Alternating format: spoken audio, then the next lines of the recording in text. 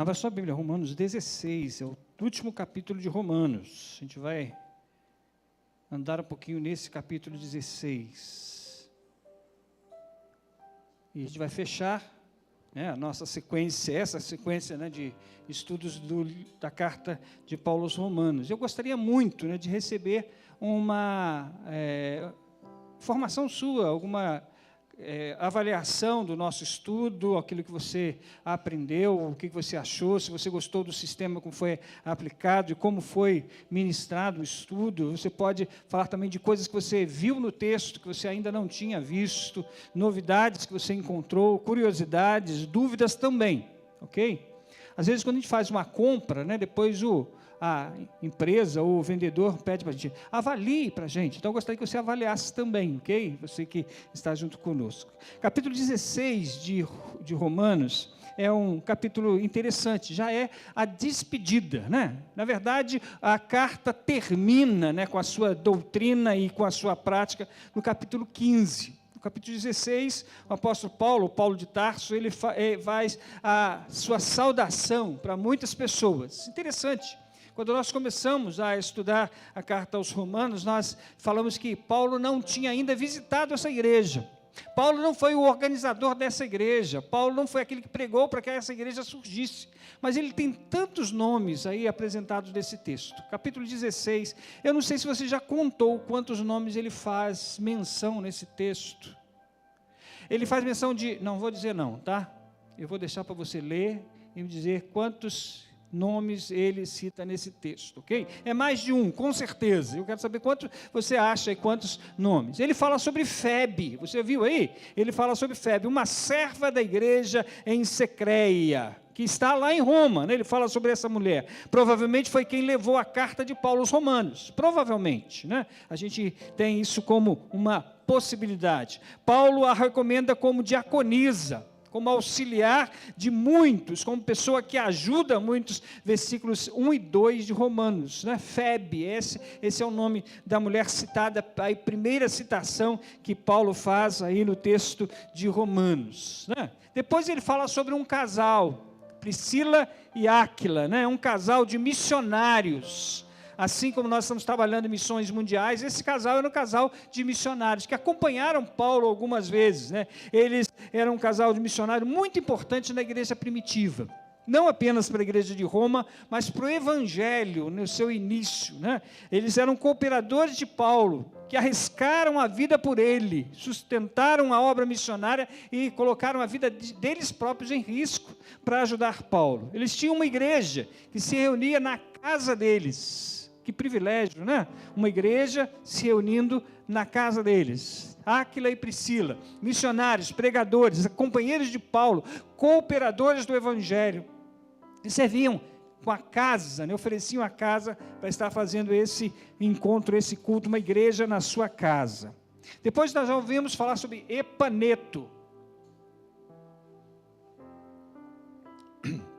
A Bíblia apresenta alguns nomes, sugestivos para a mamãe que vai ter bebê, para o papai que vai ter um filhinho, pode botar o nome, Epeneto, está aí, Epeneto, chamado por Paulo de meu amado, alguém de muita estima para Paulo, foi o primeiro convertido a Cristo na região da Ásia.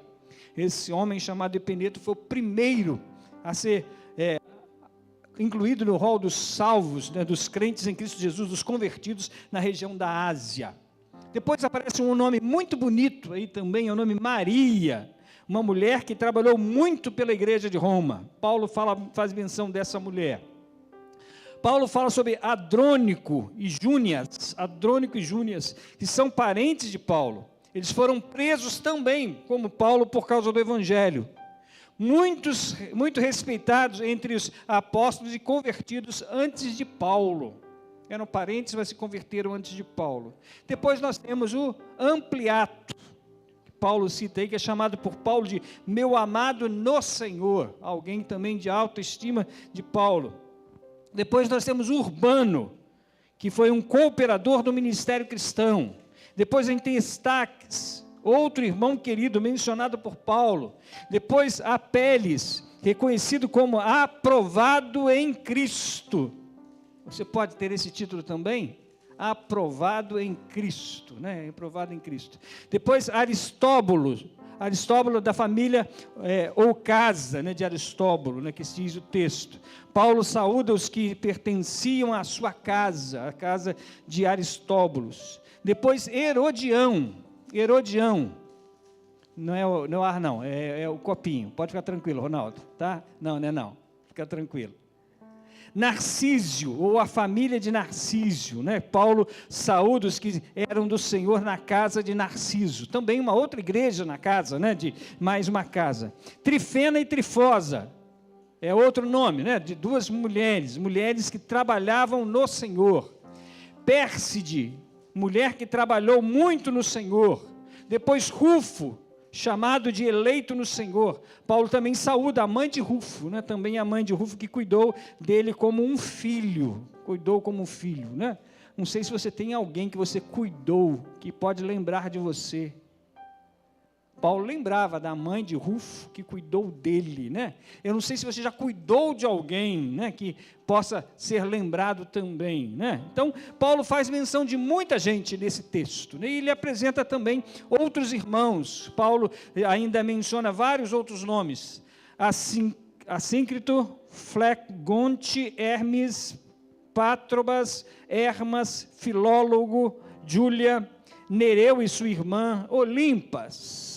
E Paulo também diz quem estava com ele, né, quando ele escreveu a carta. Também aparece saudações aos companheiros de Paulo. Ele fala em Timóteo, Lúcio, Jasson, Sosípatro, Tércio, que escreveu a carta, né? Paulo ditava, ele escrevia, né? Gaio, Erasto e o quarto não é o quarto em número, nem o quarto é aquele...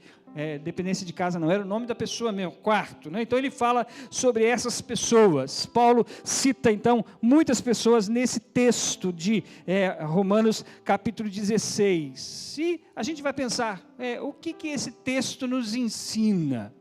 O que esse texto tem em especial para a gente, se ele fala de tanta gente? Paulo não conhecia a igreja pessoalmente, mas conhecia muita gente.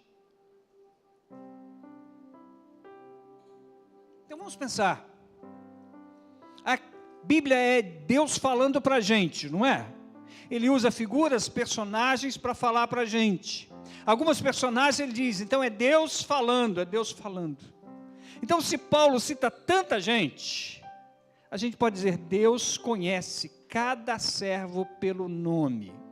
Deus conhece cada servo pelo nome. Romanos 16 mostra isso de uma forma especial. Deus não vê apenas multidões, Deus não vê apenas aquele grupo todo, Ele vê as pessoas, Ele vê individualmente. Nesta carta, Paulo fala para a igreja, ensina a igreja, depois dá orientações de como viver, mas ele cita nome de pessoas, e a gente pode tirar desta visão aí de Romanos 16, que Deus vê cada um dos seus servos e conhece pelo nome, assim como Paulo conhecia pelo nome. Mesmo aqueles que não aparecem nos púlpitos, mesmo aqueles que não aparecem na direção das organizações, mesmo aqueles que não aparecem nas suas tarefas, fazem o trabalho de forma bem oculta, e todos são lembrados por Deus pelo nome. Deus conhece os seus servos pelo nome. A Bíblia nos ensina que Deus nos carrega na sua mão. A Bíblia nos ensina que Deus cuida de nós como a menina dos olhos. A Bíblia nos ensina que Deus nos considera como povinho, não por ser pequeno, né, mas por ser amado. Esta é a visão. Romanos 16 vai nos ensinar isso. No reino de Deus, ninguém que serve é anônimo para Deus. No reino de Deus, na igreja de Cristo Jesus, no serviço de Deus, ninguém que serve é desconhecido. Qualquer que seja o serviço, Deus conhece cada servo pelo nome. Se você não é lembrado por aquilo que você faz, se você não é elogiado por aquilo que você faz de serviço para Deus, sabe que Deus te conhece, e conhece pelo nome, conhece profundamente. Mas nós olhamos para esse texto e vamos ver que o evangelho se constrói com relacionamentos. O evangelho se constrói com relacionamentos. Paulo fala de amigos, Paulo fala de cooperadores, Paulo fala de irmãos, relacionamento. Entre esses está Áquila e Priscila, ou Priscila e Áquila, eles trabalharam juntos no ministério. Se você buscar a leitura do texto de Atos, você vai encontrar esses nomes sendo citados ali, junto com Paulo em suas viagens, acompanhando, guardando, protegendo Paulo, ajudando Paulo. Eles trabalharam juntos no ministério com Paulo. Por isso nós podemos entender desse texto de Romanos 16, que o evangelho se constrói com relacionamento. O cristianismo não é uma caminhada solitária. O cristianismo não é uma caminhada solitária, é uma caminhada em família, família espiritual. Eu me alegro que a minha igreja fala isso, né? Bom dia família, boa noite família, porque nós somos uma família, no evangelho de Cristo Jesus, no cristianismo, na vivência como povo de Deus, nós caminhamos juntos, como família, cada um junto com o outro. Outra verdade desse texto de Romanos 16, grandes obras de Deus, muitas vezes acontecem dentro de casa, muitas obras de Deus, muitas vezes acontecem dentro de casa. Grandes obras de Deus, muitas vezes acontecem dentro de casa. Paulo menciona igrejas que se reuniam em casas, como em Atos 16, o versículo 5. Antes de existirem templos, antes de existir as grandes catedrais, os grandes salões de culto, a igreja crescia dentro dos lares. E a igreja precisa crescer dentro do seu lar. E é dentro do lar que Deus faz grandes obras. É dentro de casa que Deus faz grandes obras. Podemos aprender nesse texto de Romanos 16, 5. A igreja é em casa, que uma casa pode se tornar um centro de avivamento. A casa pode se tornar uma igreja. A casa pode se tornar a continuidade da igreja. Nesse texto de Romanos 16, nós aprendemos também que o verdadeiro ministério envolve sacrifício. O verdadeiro ministério envolve sacrifício. Paulo disse que Priscila e Áquila arriscaram a própria vida por ele. Romanos 16, verso 4. Eles não apenas ajudaram, mas se sacrificaram pelo evangelho. Sacrificaram pelo evangelho. Eu sei que essa não é uma frase que chama as pessoas para trabalhar, né? O evangelho, o verdadeiro ministério envolve sacrifício. Mas essa é a realidade. E em cada sacrifício a gente vê Deus atuando. Em cada luta a gente vê Deus atuando. O reino de Deus avança quando existem pessoas dispostas a pagar o preço. O reino de Deus, ele avança quando tem servos que não importam de sofrer, mas querem fazer a obra.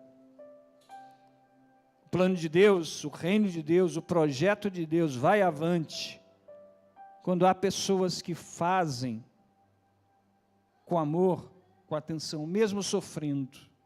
Paulo fala de Priscila e Áquila, que arriscaram a própria vida, para ajudá-la, para estar junto com ele.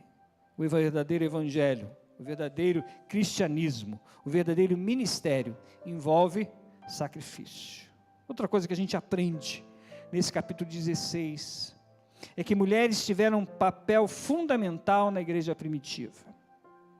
Alguns movimentos feministas menosprezam a Bíblia por dizer que a Bíblia é machista, porque a Bíblia é aquele que prega o homem acima de todas as coisas. A Bíblia é um relato de uma história. A Bíblia contém, né, a história do povo. E a Bíblia não esconde aquilo que existia até aquele tempo, né? Não esconde. Mas a Bíblia faz um destaque especial para as mulheres, assim como faz para os homens. Inclusive a Bíblia diz, né, que para Deus não há distinção. Servo, livre, homem, mulher, judeu, gentio.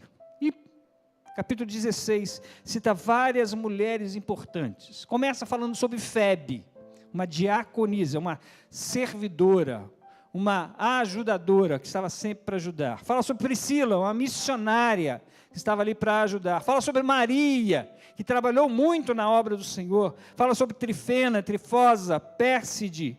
Todas são descritas como trabalhadoras no Senhor. E a gente sabe, né, que muitas igrejas, se não dissermos todas elas, a grande força são as mulheres presentes que trabalham. Deus usa homens e mulheres no avanço do Evangelho. Deus usa homens e mulheres no avanço do Evangelho. Essa é uma outra coisa que a gente aprende nesse capítulo 16, que a igreja precisa vigiar. A igreja precisa vigiar contra divisões. No final do capítulo, Paulo faz uma alerta, versículo 17, Romanos 16, verso 17. Ele pede que a igreja se afaste daqueles que causam divisões. Versículo 17 diz, está na tela para a gente. E agora tenho mais uma coisa a dizer-lhes antes de terminar essa carta. Conservem-se distantes daqueles que causam divisões e estão perturbando a fé do povo, ensinando sobre Cristo coisas que são contrárias aos ensinos que vocês receberam. Precisamos ter muito cuidado com as divisões, com os assuntos tratados, com as ideias trazidas. Nem todo mundo que está dentro da igreja está comprometido com o Evangelho, nem todo mundo que está dentro da igreja está comprometido com o Evangelho. Precisamos de discernimento espiritual, precisamos de ter discernimento espiritual. Na sua oração, diga: Senhor, me dá entendimento daqueles que estão unindo, trabalhando, mas me dá também discernimento e entendimento daqueles que estão dividindo. Às vezes um aparente elogio, elogia alguém para desprezar o outro, divisão. Às vezes uma exaltação de alguém que faz, para dizer que alguém não faz. A igreja precisa tomar muito cuidado com as divisões. Nem todo mundo que está na igreja, nem todo mundo que está perto da igreja, nem todo mundo que está envolvido com a igreja é comprometido com o Evangelho.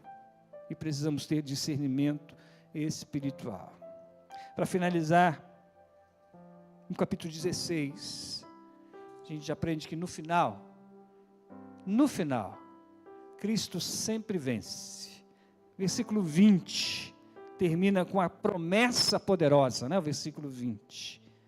O Deus de paz, esmagará Satanás debaixo dos vossos pés.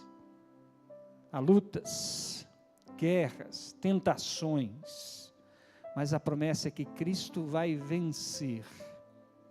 Preste atenção no texto, ele diz: o Deus de paz, dentro de pouco tempo, esmagará Satanás debaixo dos seus pés. Preste atenção, porque não somos nós que vamos esmagar a cabeça da serpente, como alguns cantam, falam, né? É Cristo Jesus que vai completar a obra, esmagando Satanás, destruindo ele definitivamente, já que ele está destruído. Ele foi vencido na cruz do Calvário, mas ele vai ter o seu fim definitivo. A igreja enfrenta lutas, a igreja passa por problemas, por dificuldades, mas a vitória final pertence a Deus, com toda a certeza. O ministério tem lutas, tem sacrifício, mas a vitória final pertence a Deus. Na igreja há divisões, mas a vitória final pertence a Cristo Jesus. A igreja enfrenta lutas, mas a vitória final pertence a Deus. Capítulo 16 de Romanos, fechando esse tão precioso livro, né? Tão precioso para nós. Ele diz que Deus vê cada servo e chama pelo nome. A igreja cresce em comunhão, quando há essa comunhão. As casas podem virar igreja, e devem virar igreja. O Evangelho exige sacrifício. Todos podem servir, homens ou mulheres, jovens ou adultos, crianças ou juniores, todos podem servir. Mas a igreja precisa de discernimento espiritual. E a certeza é que no final, Cristo vence. No final, Cristo vence. Muito bom estudar essa carta, né? Muito preciosa para nós, né? Então vamos aprender então. Romanos 16 nos traz esses ensinos. Leia mais uma vez a carta aos Romanos, 16 capítulos. Veja o que Deus tem para falar para você. E compartilhe com alguém. Encontre alguém para você falar dessa carta, daquilo que você está aprendendo, ok? Vamos encerrar? Eu quero pedir a você que esteja lembrando de orar pelo Carlos José, orar por ele e pela família. Ele está pedindo que a gente esteja orando por ele. Acrescente, então, na sua oração também a vida do Carlos José, ok? Vamos ficar de pé, vamos encerrar o nosso culto orando.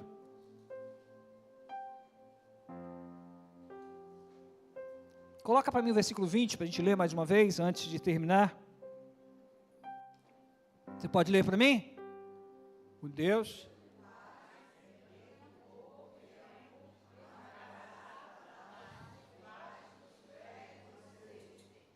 Que a graça do nosso Senhor Jesus Cristo seja com vocês. Esta é a oração minha e da sua igreja. Que a graça de Cristo Jesus, que a graça do nosso Senhor, essa graça que nos mantém, essa graça que nos fortalece, essa graça que nos capacite, que ela seja com você, que Deus te acompanhe. Senhor Deus poderoso Senhor, nós te rendemos graças, Senhor, por mais uma vez podemos encerrar um momento de culto. Na certeza que Tu recebeste, Senhor, a nossa adoração, o nosso louvor. Na certeza, Senhor, que Tu falou e continua falando aos corações. Obrigado, Senhor, por essa jornada, quando podemos olhar para a Tua palavra ali, Senhor, naquilo que Paulo escreveu para os crentes em Roma e poder aprender tanta coisa. Continua nos ensinando, Senhor, através das Tuas Escrituras. Continua nos ensinando, Senhor, através dessa carta tão poderosa. E agora, Senhor, nos acompanha até os nossos lares e nos dê também uma noite de descanso. Nós oramos, Senhor, e agradecemos em nome de Jesus. Amém, Senhor, amém. Que Deus abençoe você, em nome de Jesus. Boa noite, família.